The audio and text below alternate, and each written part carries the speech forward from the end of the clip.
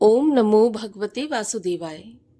स्वागत है आप सभी का हमारे चैनल पर। आज है दिन बृहस्पतिवार और आज हम आपको सुनाएंगे बृहस्पतिवार व्रत की कथा। बृहस्पतिवार व्रत की कथा सुनने से या पढ़ने से भगवान विष्णु प्रसन्न होते हैं, मन की सभी कामनाओं को पूरा करते हैं। तो कथा आरंभ करने से पहले आपसे अनुरोध है कि अगर अभी तक आपने चैनल को सब्सक्राइब नहीं किया है तो प्लीज़ चैनल को सब्सक्राइब करके बेल आइकन पर क्लिक कर दीजिए और आज की ये कथा अच्छी लगे तो लाइक अवश्य कर दीजिए, क्योंकि आपके लाइक से ही हमें ये पता चलता है कि आपको हमारा वीडियो पसंद आ रहा है। तो चलिए अब हम शुरू करते हैं बृहस्पतिवार व्रत की कथा। तो बोलिए भगवान विष्णु देव की जय, बृहस्पति देव की जय। प्राचीन समय की बात है। भारत में एक राजा राज्य करता था। वह बड़ा प्रतापी और दानी था। वह नित्य प्रति मंदिर में भगवत दर्शन करने जाता था। वह ब्राह्मण और गुरु की सेवा भी किया करता था। उसके द्वार से कोई भी याचक निराश होकर नहीं लौटता था। वह प्रत्येक गुरुवार को व्रत रखता एवं पूजन करता था। हर दिन गरीबों की सहायता करता था, परंतु ये सब बातें उसकी रानी को अच्छी नहीं लगती थीं। वह न ही व्रत करती और न किसी को एक भी पैसा दान में देती थी। वह राजा से भी ऐसा करने को मना किया करती थी। एक समय की बात है, राजा शिकार खेलने वन को चले गए। घर पर रानी और दासी थी। उस समय गुरु बृहस्पति साधु का रूप धारण करके राजा के दरवाजे पर भिक्षा मांगने आए। साधु ने रानी से भिक्षा मांगी तो वह कहने लगी, हे साधु महाराज, मैं इस दान पुण्य से तंग आ गई हूँ। इस कार्य के लिए मेरे पति देवी बहुत हैं। अब आप ऐसी कृपा करें कि मेरा सारा धन नष्ट हो जाए और मैं आराम से रह सकूं। साधु रूपी बृहस्पति देव ने कहा, देवी, तुम तो बड़ी विचित्र हो। संतान और धन से कोई दुखी नहीं होता, सभी इसको चाहते हैं। पापी भी पुत्र और धन की इच्छा करता है। अगर तुम्हारे पास धन अधिक है तो भूखे मनुष्यों को भोजन कराओ, प्याऊ लगवाओ, ब्राह्मणों को दान दो, धर्मशालाएं बनवाओ, कुआं, तालाब, बावड़ी, बाग बगीचों आदि का निर्माण करवाओ तथा निर्धनों की कुमारी कन्याओं का विवाह कराओ। साथ ही यज्ञ आदि करो। इस प्रकार के करने से आपके कुल का और आपका नाम परलोक में सार्थक होगा एवं स्वर्ग की प्राप्ति होगी। परंतु रानी साधु की इन बातों से खुश नहीं हुई। उसने कहा, हे साधु महाराज, मुझे ऐसे धन की आवश्यकता नहीं जिसको मैं अन्य लोगों को दान दूं तथा जिसको रखने और संभालने में ही मेरा सारा समय नष्ट हो जाए। साधु ने कहा, देवी, यदि तुम्हारी ऐसी इच्छा है तो जैसा मैं तुम्हें बताता हूँ तुम वैसा ही करना। बृहस्पतिवार के दिन घर को गोबर से लीपना, अपने केशों को पीली मिट्टी से धोना, केशों को धोते समय स्नान करना, राजा से कहना वह हजामत करवाए, भोजन में मांस मदिरा खाना, कपड़ा धोबिकियाँ धुलने डालना। इस प्रकार 7 बृहस्पतिवार करने से तुम्हारा सारा धन नष्ट हो जाएगा। ये कहकर साधु महाराज रूपी बृहस्पति देव अंतर्ध्यान हो गए। रानी ने साधु के कहने के अनुसार 7 बृहस्पतिवार वैसा ही करने का विचार किया। साधु के बताए अनुसार करते हुए केवल 3 बृहस्पतिवार ही बीते थे कि उसकी समस्त धन संपत्ति नष्ट हो गई। भोजन के लिए दोनों समय परिवार तरसने लगा और सांसारिक भोगों से दुखी रहने लगा। तब वह राजा रानी से कहने लगा कि रानी, तुम यहाँ पर रहो, मैं दूसरे देश को जाता हूँ, क्योंकि यहाँ पर मुझे सभी मनुष्य जानते हैं, इसलिए मैं यहाँ कोई कार्य नहीं कर सकता। ऐसा कहकर राजा परदेश चला गया। वहाँ जंगल से लकड़ी काट कर लाता और शहर में बेचता। इस तरह से जीवन बिताने लगा। इधर राजा के बिना रानी और दासियां दुखी रहने लगी। किसी दिन भोजन मिलता और किसी दिन पानी पीकर ही रह जाती। एक समय रानी और दासियों को 7 दिन बिना भोजन के व्यतीत हो गए। तो रानी ने अपनी दासी से कहा कि दासी, यहाँ पास ही के नगर में मेरी बहन रहती है, वह बड़ी धनवान है, तू उसके पास जा और वहाँ से 5 सेर बेझर मांग के ले आ, जिससे कुछ समय के लिए गुजर हो जाएगी। दासी रानी की बहन के पास गई। रानी की बहन उस समय पूजा कर रही थी। बृहस्पतिवार का दिन था। दासी ने रानी की बहन से कहा, रानी जी, मुझे आपकी बहन ने भेजा है, मुझे 5 सेर बेझर दे दो। दासी ने यह बात अनेक बार कही, परंतु रानी की बहन ने कोई उत्तर नहीं दिया, क्योंकि वह उस समय बृहस्पतिवार की कथा सुन रही थी। जब तक कथा होती है तब तक न बोलते हैं न उठते हैं। जब दासी को रानी की बहन से कोई उत्तर नहीं मिला तो वह बहुत दुखी हुई। उसे क्रोध भी आया। वह लौटकर रानी से बोली, हे रानी, आपकी बहन बहुत ही धनी स्त्री है। छोटे लोगों से तो वह बात भी नहीं करती। मैंने उससे कहा तो उसने कोई उत्तर नहीं दिया, तो मैं वापस चली आई। रानी बोली, हे दासी, इसमें उसका कोई दोष नहीं है। जब बुरे दिन आते हैं तब कोई सहारा नहीं देता। अच्छे बुरे का पता विपत्ति में ही लगता है। अब तो जो ईश्वर की इच्छा होगी वही होगा। यह सब तो हमारे भाग्य का दोष है।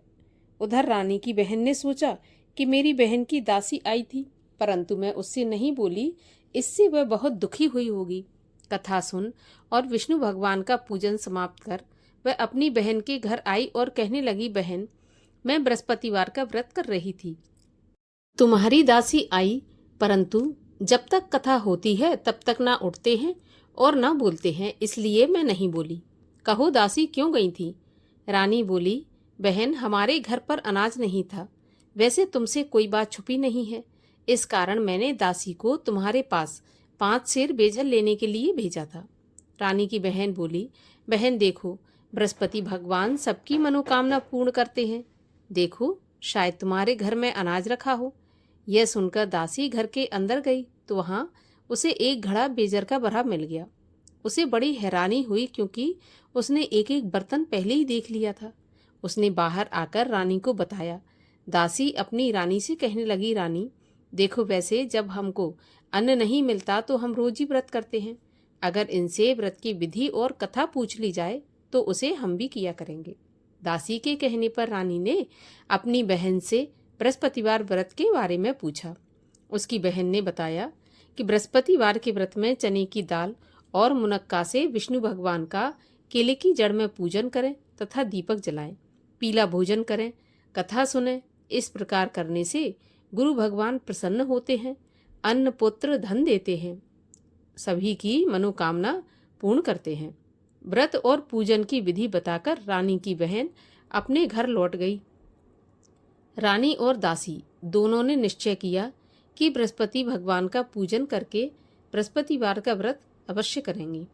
7 रोज बाद जब बृहस्पतिवार आया तो उन्होंने व्रत रखा। घुड़साल में जाकर चना और गुड़ बीन लाई तथा उसकी दाल से केले की जड़ तथा विष्णु भगवान का पूजन किया। अब भोजन पीला कहाँ से आए, तो दोनों बड़ी दुखी हुई, परंतु उन्होंने व्रत किया था, इस कारण बृहस्पति भगवान प्रसन्न थे। एक साधारण व्यक्ति के रूप में वे 2 थालों में सुंदर पीला भोजन लेकर आए और दासी को देकर बोले, दासी, यह भोजन तुम्हारे और रानी के लिए है, तुम दोनों करना। दासी भोजन पाकर बड़ी प्रसन्न हुई और रानी से बोली, रानी जी भोजन कर लो। रानी को भोजन आने के बारे में कुछ पता नहीं था, इसलिए वह दासी से बोली, जा तू ही भोजन कर, तू हमारी व्यर्थ में हंसी उड़ाती है। दासी बोली, एक व्यक्ति भोजन दे गया है। तो रानी कहने लगी, यह भोजन तेरे लिए दे गया है तो तू ही भोजन कर ले। दासी ने कहा, वह व्यक्ति हम दोनों के लिए 2 थालों में भोजन देकर गया है, इसलिए मैं और आप दोनों ही साथ साथ भोजन करेंगे। दोनों ने गुरु भगवान को नमस्कार करके भोजन प्रारंभ किया। उसके बाद से वे प्रत्येक बृहस्पतिवार को गुरु भगवान का व्रत और पूजन करने लगी। बृहस्पति भगवान की कृपा से उनके पास धन हो गया, परंतु रानी फिर पहले की तरह आलस करने लगी। तब दासी बोली, देखो रानी, तुम पहले भी इस प्रकार आलस करती थी, तुम्हें धन के रखने में कष्ट होता था, इस कारण सभी धन नष्ट हो गया। अब गुरु भगवान की कृपा से धन मिला है तो फिर तुम्हें आलस होता है। बड़ी मुसीबतों के बाद हमने यह धन पाया है, इसलिए हमें दान पुण्य करना चाहिए। भूखे मनुष्यों को भोजन कराओ, प्याऊ लगवाओ, ब्राह्मणों को दान दो, कुआं, तालाब, बावड़ी आदि का निर्माण कराओ, मंदिर, पाठशाला बनवाकर दान दो, कुंवारी कन्याओं का विवाह करवाओ, धन को शुभ कार्यों में खर्च करो, जिससे तुम्हारे कुल का यश बढ़े तथा स्वर्ग प्राप्त हो और पितृ प्रसन्न हो। दासी की बात मानकर रानी ने इसी प्रकार के कर्म करने प्रारंभ कर दिए। अब तो उसका काफी यश फैलने लगा। एक दिन रानी और दासी आपस में विचार करने लगीं कि ना जाने राजा किस दशा में होंगे, उनकी कोई खोज खबर नहीं है। गुरु भगवान से उन्होंने प्रार्थना की और भगवान ने रात्रि में राजा को सपने में कहा कि राजा उठ, तेरी रानी तुझको याद करती है, अब अपने देश को लौट जा। राजा प्रातःकाल उठा, यह विचार करने लगा कि स्त्री जाति खाने और पहनने की ही साथी होती है, पर भगवान की आज्ञा मानकर वह अपने नगर को चलने के लिए तैयार हुआ। जब राजा परदेश गया तो परदेश में बहुत दुखी रहने लगा था। प्रतिदिन जंगल से लकड़ी बीनकर लाता और उसे शहर में बेचकर अपने दुखी जीवन को बड़ी कठिनता से व्यतीत करता था। एक दिन राजा दुखी होकर अपनी पुरानी बातों को याद करके रोने लगा। उस जंगल में बृहस्पति देव एक साधु का रूप धारण करके आए और राजा के पास आकर बोले, हे लकड़हारे, तुम इस सुनसान जंगल में किस चिंता में बैठे हो, मुझे बताओ। यह सुनकर राजा के नेत्रों में जल भर आया और साधु की वंदना करके बोला, हे प्रभु, आप सब कुछ जानने वाले हैं। इतना कहकर राजा ने साधु को अपनी संपूर्ण कहानी सुना दी। महात्मा दयालु होते हैं। वे राजा से बोले, हे राजा, तुम्हारी पत्नी ने बृहस्पति देव के प्रति अपराध किया था, जिसके कारण तुम्हारी ऐसी दशा हुई। अब तुम किसी प्रकार की चिंता मत करो, भगवान तुम्हें पहले से अधिक धन देंगे। देखो, तुम्हारी पत्नी ने बृहस्पतिवार का व्रत प्रारंभ कर दिया है। अब तुम भी बृहस्पतिवार का व्रत करके चने की दाल व गुड़ जल के लोटे में डालकर केले का पूजन करो, फिर कथा कहो या सुनो, भगवान तुम्हारी सभी कामनाओं को पूरा करेंगे। साधु को प्रसन्न देखकर राजा बोला, हे प्रभु, मुझे लकड़ी बेचकर इतना पैसा नहीं बचता जिससे भोजन करने के उपरांत कुछ बचा सकूं। मैंने रात्रि में अपनी रानी को व्याकुल देखा है। मेरे पास कोई साधन नहीं जिससे उसका समाचार जान सकूं। फिर मैं बृहस्पति देव की क्या कहानी कहूं, यह भी मुझको मालूम नहीं है। तब साधु ने कहा, हे राजा, तुम किसी बात की चिंता मत करो।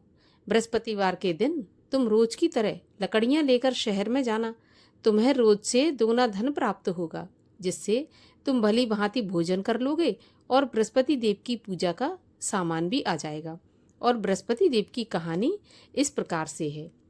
प्राचीन काल में एक बहुत निर्धन ब्राह्मण था। उसकी कोई संतान नहीं थी। वह नित्य पूजा पाठ करता, परंतु उसकी स्त्री बहुत मलिनता के साथ रहती थी। वह न स्नान करती, न किसी देवता का पूजन करती। प्रातःकाल उठते ही सर्वप्रथम भोजन करती, बाद में कोई अन्य काम करती थी। ब्राह्मण देवता बहुत दुखी रहते थे। पत्नी को बहुत समझाते, किंतु उसका कोई भी परिणाम नहीं निकलता। भगवान की कृपा से ब्राह्मण की स्त्री के कन्या उत्पन्न हुई। वह कन्या अपने पिता के घर में बड़ी होने लगी। वह बालिका प्रातः स्नान करके भगवान विष्णु का जप करती और बृहस्पतिवार का व्रत भी करने लगी थी। पूजा पाठ समाप्त करके स्कूल जाती तो अपनी मुट्ठी में जौ भर के ले जाती और पाठशाला के मार्ग में डालती जाती। वही जौ स्वर्ण के हो जाते तो लौटते समय उनको बीनकर घर ले आती। एक दिन वह बालिका सूप में उन सोने के जौ को फटक कर साफ कर रही थी। तभी उसकी माँ ने देख लिया और कहा, बेटी, सोने के जौ को फटकने के लिए सोने का सूप होना चाहिए। अगले दिन गुरुवार था। इस कन्या ने व्रत रखा और बृहस्पति देव से प्रार्थना करके कहा कि प्रभु, यदि मैंने सच्चे मन से आपकी पूजा की हो तो मुझे सोने का सूप दे दो। बृहस्पति देव ने उसकी प्रार्थना स्वीकार कर ली। रोजाना की तरह वह कन्या जौ फैलाती हुई स्कूल चली गई। स्कूल से लौटकर जब वह जौ बीन रही थी तो बृहस्पति देव की कृपा से उसे सोने का सूप मिला। उसे वह घर ले आई और उसमें जौ साफ करने लगी, परंतु उसकी माँ का वही ढंग रहा। एक दिन की बात है, वह कन्या सोने के सूप में जौ साफ कर रही थी। उसी समय उस नगर का राजकुमार वहां से होकर निकला। इस कन्या के रूप और कार्य को देखकर उस कन्या पर मोहित हो गया। राजमहल आकर भोजन तथा जल त्याग कर उदास होकर लेट गया।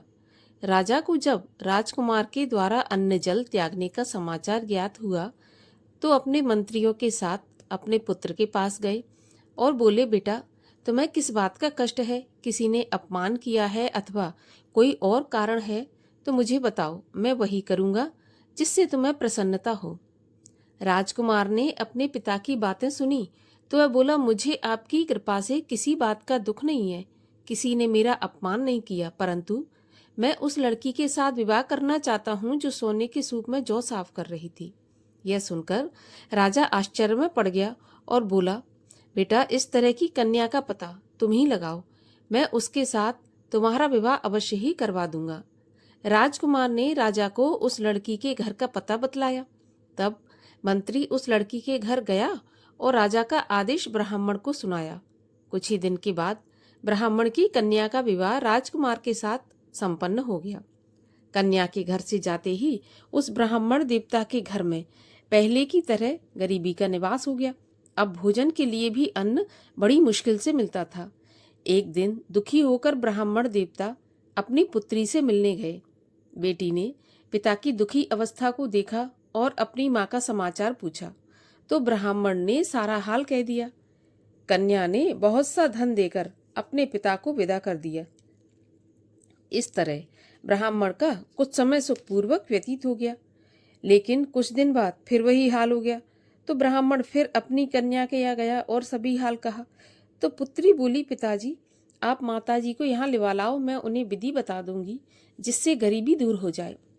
ब्राह्मण देवता अपनी स्त्री को साथ लेकर राजमहल अपनी पुत्री के पास पहुंचे तो पुत्री अपनी माँ को समझाने लगी कि माँ, तुम प्रातःकाल प्रथम उठकर स्नान आदि करके विष्णु भगवान का पूजन करो तो सब दरिद्रता दूर हो जाएगी। परंतु उसकी माँ ने उसकी एक भी बात नहीं मानी और प्रातःकाल उठकर अपनी पुत्री का बचा जूठन खा लेती थी।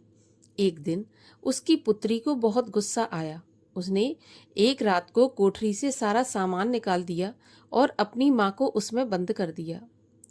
प्रातःकाल उसमें से उसे निकाला, स्नान आदि करा के पूजा पाठ करवाया तो उसकी माँ की बुद्धि ठीक हो गई। इसके बाद वह नियम से पूजा पाठ करती और प्रत्येक बृहस्पतिवार का व्रत रखने लगी। इस व्रत के प्रभाव से उसकी माँ भी बहुत धनवान तथा पुत्रवती हो गई और बृहस्पति देवता के प्रभाव से स्वर्ग को गई। वह ब्राह्मण भी सुखपूर्वक इस लोक का सुख भोग कर स्वर्ग को प्राप्त हुआ। इस तरह कहानी कहकर साधु देवता वहां से अंतर्ध्यान हो गए। धीरे धीरे समय व्यतीत होने पर फिर बृहस्पतिवार का दिन आया। राजा जंगल से लकड़ी काटकर किसी शहर में बेचने गया। उसे उस दिन और दिनों से अधिक धन मिला। राजा ने चना गुड़ आदि लाकर बृहस्पतिवार का व्रत किया। उस दिन से उसके सभी क्लेश दूर हुए, परंतु जब अगला गुरुवार आया तो बृहस्पतिवार का व्रत करना भूल गया। इस कारण बृहस्पति भगवान नाराज हो गए। उस दिन उस नगर के राजा ने विशाल यज्ञ का आयोजन किया तथा अपने समस्त राज्य में घोषणा करवा दी कि कोई भी मनुष्य अपने घर में भोजन न बनाए, आग भी न जलाए। समस्त जनता मेरे यहाँ भोजन करने आए। इस आज्ञा को जो नहीं मानेगा उसको फांसी की सजा दी जाएगी। राजा की आज्ञा के अनुसार राज्य के सभी वासी राजा के भोज में सम्मिलित हुए, लेकिन लकड़हारा कुछ देर से पहुंचा, इसलिए राजा उसको अपने साथ महल में ले गए। जब राजा लकड़हारे को भोजन करा रहे थे तो रानी की दृष्टि उस खूंटी पर पड़ी जिस पर उसका हार लटका हुआ था। उसे हार खूंटी पर लटका दिखाई नहीं दिया। रानी को निश्चय हो गया कि मेरा हार इस लकड़हारे ने चुरा लिया है। उसी समय सैनिक बुलवाकर उसको जेलखाने में डलवा दिया। जब लकड़हारा जेलखाने में गया तो बहुत दुखी होकर विचार करने लगा कि न जाने कौन से पूर्व जन्म के कर्म से मुझे यह दुख प्राप्त हुआ है, और उसी साधु को याद करने लगा जो कि जंगल में मिला था।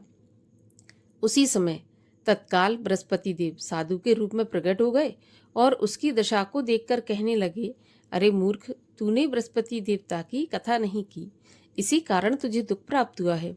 अब चिंता मत कर, बृहस्पतिवार के दिन जेल खाने के दरवाजे पर 4 पैसे पड़े मिलेंगे, उनसे तू बृहस्पति देव की पूजा करना तो तेरे सभी कष्ट दूर हो जाएंगे। अगले बृहस्पतिवार उसे जेल के द्वार पर 4 पैसे मिले। राजा ने पूजा का सामान मंगवाकर कथा कही और प्रसाद बांटा। उसी रात्रि को बृहस्पति देव ने उस नगर के राजा को स्वप्न में कहा कि राजा, तूने जिस आदमी को जेल खाने में बंद कर दिया है वह निर्दोष है, वह राजा है, उसे छोड़ देना। रानी का हार उसी खूंटी पर लटका हुआ है। अगर तू ऐसा नहीं करेगा तो मैं तेरे राज्य को नष्ट कर दूंगा। राजा प्रातःकाल उठा और खूंटी पर हार टंगा देखकर लकड़हारे को बुलाकर क्षमा मांगी तथा राजा के योग्य सुंदर वस्त्र आभूषण भेंट करके उसे विदा किया। गुरुदेव की आज्ञा के अनुसार राजा अपने नगर को चल दिया। राजा जब नगर के पास पहुंचा तो उसे बड़ा आश्चर्य हुआ। नगर में पहले से अधिक बाग, तालाब, कुएं तथा बहुत सी धर्मशाला, मंदिर आदि बने हुए थे। राजा ने पूछा, ये किसका बाग और धर्मशाला है? तब नगर के सब लोग कहने लगे कि यह सब रानी और दासी के द्वारा बनवाए गए हैं। तो राजा को आश्चर्य हुआ और गुस्सा भी आया।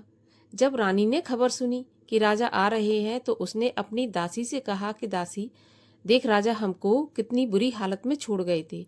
हमारी ऐसी हालत देखकर वह लौट न जाए, इसलिए तू दरवाजे पर खड़ी हो जा। रानी की आज्ञा के अनुसार दासी दरवाजे पर खड़ी हो गई। जब राजा आए तो उन्हें अपने साथ महल में लिवा लाई। तब राजा ने क्रोध करके अपनी तलवार निकाली और पूछने लगा, बताओ यह धन तुम्हें कैसे प्राप्त हुआ?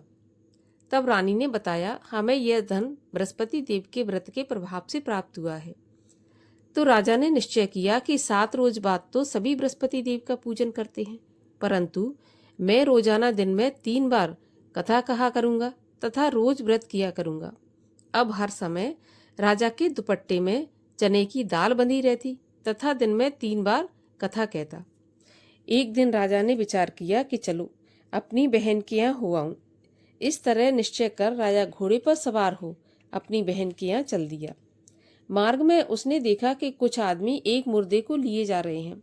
उन्हें रोककर राजा कहने लगा, अरे भाइयों, मेरी बृहस्पति देव की कथा सुन लो। वे बोले, लो हमारा तो आदमी मर गया, इसको अपनी कथा की पड़ी है। परंतु कुछ आदमी बोले, अच्छा कहो, हम तुम्हारी कथा भी सुनेंगे। तो राजा ने दाल निकाली और कथा कहनी शुरू कर दी। जब कथा आदि हुई थी तो मुर्दा हिलने लगा और जब कथा समाप्त हुई तो वह मुर्दा राम राम करके उठकर खड़ा हो गया। राजा आगे बढ़ा। उसे चलते चलते शाम हो गई। आगे मार्ग में उसे किसान खेत में हल चलाता मिला। राजा उससे बोला, अरे भैया, मेरी बृहस्पतिवार की कथा सुन लो। किसान बोला, जब तक मैं तेरी कथा सुनूंगा तब तक 4 हरैया जोत लूंगा। जा अपनी कथा किसी और को सुनाना। राजा आगे चलने लगा। राजा के हटते ही बैल पछाड़ खाकर गिर गए तथा किसान के पेट में बहुत जोर से दर्द होने लगा। उसी समय किसान की पत्नी रोटी लेकर आई। उसने जब यह देखा तो अपने पुत्र से सभी हाल पूछा और बेटे ने सभी हाल बता दिया। तो बुढ़िया दौड़ी दौड़ी उस घुड़सवार के पास गई और उससे बोली, मैं तेरी कथा सुनूंगी, तू अपनी कथा मेरे खेत पे चलकर ही कहना। राजा ने लौटकर बुढ़िया के खेत पर जाकर कथा कही, जिसके सुनते ही बैल खड़े हो गए तथा किसान के पेट का दर्द भी बंद हो गया। राजा अपनी बहन के घर पहुंच गया। बहन ने भाई की खूब मेहमानी की। दूसरे दिन प्रातःकाल राजा जगा तो वह देखने लगा कि सब लोग भोजन कर रहे हैं। तो राजा ने अपनी बहन से पूछा कि ऐसा कोई मनुष्य है जिसने भोजन नहीं किया हो, जो मेरी बृहस्पतिवार की कथा सुन ले। तो बहन बोली, भैया, यह देश ऐसा ही है। पहले यहाँ के लोग भोजन करते हैं, बाद में अन्य काम करते हैं। अगर कोई पड़ोस में हो तो मैं देख कर आती हूँ। ऐसा कहकर बहन देखने चली गई, परंतु उसे कोई ऐसा व्यक्ति नहीं मिला जिसने भोजन नहीं किया हो। अतः वह एक कुम्हार के घर गई जिसका लड़का बीमार था। उसे मालूम हुआ कि उसके यहाँ 3 दिन से किसी ने भोजन नहीं किया। रानी ने अपने भाई की कथा सुनने के लिए कुम्हार से कहा तो वह तैयार हो गया। राजा ने जाकर बृहस्पतिवार की कथा कही, जिसको सुनकर उसका लड़का ठीक हो गया। अब तो राजा की प्रशंसा होने लगी। एक दिन राजा ने अपनी बहन से कहा, बहन, मैं अपने घर को जाऊंगा, तुम भी तैयार हो जाओ। राजा की बहन ने अपनी सास से अपने भाई के साथ जाने की आज्ञा मांगी तो सास बोली, चली जा, परंतु अपने लड़कों को मत ले जाना, क्योंकि तेरे भाई के कोई संतान नहीं होती। बहन ने अपने भैया से कहा, भैया, मैं तो चलूंगी पर कोई बालक नहीं जाएगा। राजा बोला, जब कोई बालक नहीं जाएगा तो तुम क्या करोगी? बड़े दुखी मन से राजा अपने नगर को लौट आया। राजा ने अपनी रानी से कहा, हम निर्वंशी राजा हैं, हमारा मुंह देखने का भी धर्म नहीं है। वह बिना भोजन आदि किए शैया पर लेट गया। तब रानी बोली, प्रभु, बृहस्पति देव ने हमें सब कुछ दिया है, तो वे हमें संतान भी अवश्य देंगे। उसी रात को बृहस्पति देव ने राजा को स्वप्न में कहा, राजा उठ, सभी सोच त्याग दे, तेरी रानी गर्भवती है। राजा को यह जानकर बड़ी खुशी हुई। 9वें महीने रानी के गर्भ से एक सुंदर पुत्र पैदा हुआ। तब राजा बोला, रानी, स्त्री बिना भोजन के रह सकती है, बिना कहे नहीं रह सकती। जब मेरी बहन आए तो तुम उससे कुछ कहना मत। तो रानी ने सुनकर हाँ कर दिया। जब राजा की बहन ने यह शुभ समाचार सुना तो बहुत खुश हुई तथा बधाई लेकर अपने भाई के यहाँ आई। तभी रानी ने कहा, घोड़ा चढ़ाकर नहीं आई, गधा चढ़ी आई। राजा की बहन बोली, भाई, मैं इस प्रकार न कहती तो तुम्हें औलाद कैसे मिलती। बृहस्पति देव ऐसे ही हैं, जैसी जिसके मन में कामना है सभी को पूर्ण करते हैं। जो सद्भावना पूर्वक बृहस्पतिवार का व्रत करता है एवं कथा पढ़ता है अथवा सुनता है और दूसरों को सुनाता है, बृहस्पति देव उसकी सभी मनोकामना पूरी करते हैं। बृहस्पति देव उनकी सदैव रक्षा करते हैं। जो संसार में सद्भावना से गुरुदेव का पूजन एवं व्रत सच्चे हृदय से करते हैं, उनकी सभी मनोकामनाएं पूर्ण होती हैं। जैसी सच्ची भावना से रानी और राजा ने बृहस्पति देव की कथा का गुणगान किया तो उनकी सभी इच्छाएं बृहस्पति देव ने पूर्ण की थीं। इसलिए सबको कथा सुनने के बाद प्रसाद लेकर जाना चाहिए। हृदय से उनका मनन करते हुए जयकारा बोलना चाहिए। बोलिए बृहस्पति देव की जय। बृहस्पति देव की आरती। ओम जय बृहस्पति देवा, स्वामी जय बृहस्पति देवा। छिन छिन भोग लगाऊं, कदली फल मेवा। ओम जय बृहस्पति देवा। तुम पूरन परमात्मा, तुम अंतर्यामी। जगत पिता जगदीश्वर, तुम सबके स्वामी। ओम जय बृहस्पति देवा। चरणामृत निज निर्मल, सब पातक हरता। सकल मनोरथ दायक, कृपा करो भरता। ओम जय बृहस्पति देवा। तन मन धन अर्पण कर, जो जन शरण पड़े। प्रभु प्रकट तब होकर, आकर द्वार खड़े। ओम जय बृहस्पति देवा। दीन दयाल दयानिधि, भक्तन हितकारी। पाप दोष सब हरता, भव बंधन हारी। ओम जय बृहस्पति देवा। सकल मनोरथ दायक, सब संशय हारो। विषय विकार मिटाओ, संतन सुखकारी। ओम जय बृहस्पति देवा। जो कोई आरती प्रभु की, प्रेम सहित गावे। जेठानंद आनंद कर, सो निश्चय पावे। ओम जय बृहस्पति देवा। बोलो विष्णु भगवान की जय। बोलो बृहस्पति देव भगवान की जय।